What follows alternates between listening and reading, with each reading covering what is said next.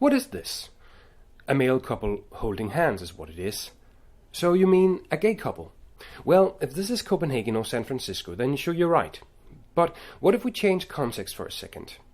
Now we are in India. This time, this gesture might just mean that the two guys are friends or close family, and even business partners.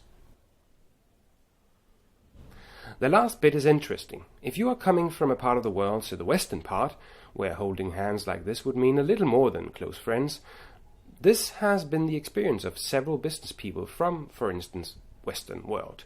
They're about to walk and talk with their Indian business partner, and suddenly they feel him searching for their hand. I don't feel comfortable about this, the Westerner thinks. I mean, I like the guy, but not that much. Our gut feeling would be maybe to reject the hand and the whole situation. It's a strong emotional reaction that has to do with the way our brain works. Controlling this gut feeling is the job of the reptilian part of our brain. It hasn't changed much in over 300 million years, and basically it has 4 interests and 4 strategies when meeting something new. We call it the 4 Fs, that is, feeding, fighting it, fleeing it, or, well, making love to it. Right now it's certainly not the last strategy our Western friend would choose. Actually, that's what he fears. The reason the brain does this is because the reptilian brain resides in another primitive yet evolutionary newer brain, our Stone Age brain. We call it the neocortex, the kind of brains we've had for a couple of million years.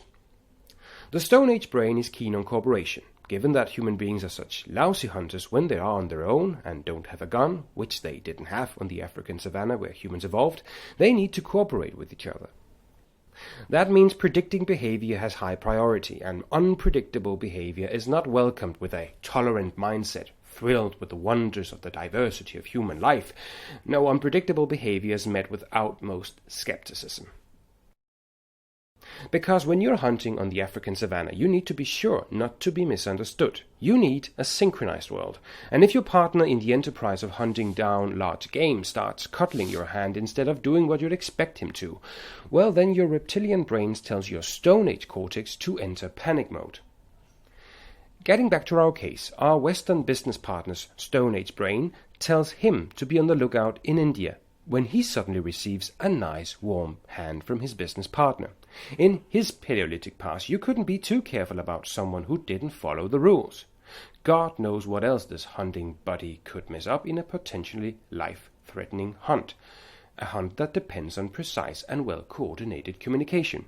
This is why our Western friend might do the culturally unintelligent thing and reject the hand, because 30 to 40 years of living in a truly global world has little weight in the context of millions of years of brain evolution in small hunter-gatherer groups. But we have to change this, not the feelings. The feelings are what they are. They are old and primitive, and they don't take no for an answer. What we need to deal with as global citizens is how we react to these feelings. Culturally intelligent people realize that the mistrust they feel is no longer rational, and they understand that all behavior needs to be understood in the right context.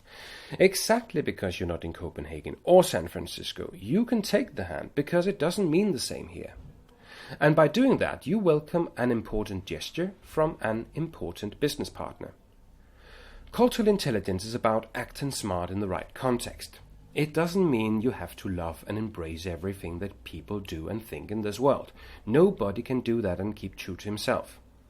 It's about suspending your initial reaction, preparing for what you might experience when traveling outside your own cultural comfort zone. It's about interpreting behavior in the right context and choosing your battles. It's difficult, because you have to fight millions of years of hardwired resistance to difference and strangeness. But with the right training, everyone can become culturally intelligent, challenge their inner Stone Age brain, and reach their global goals. You know, at the end of the day, it's nice holding hands. Enjoying physical contact is a human universal, but only if we agree on what it means.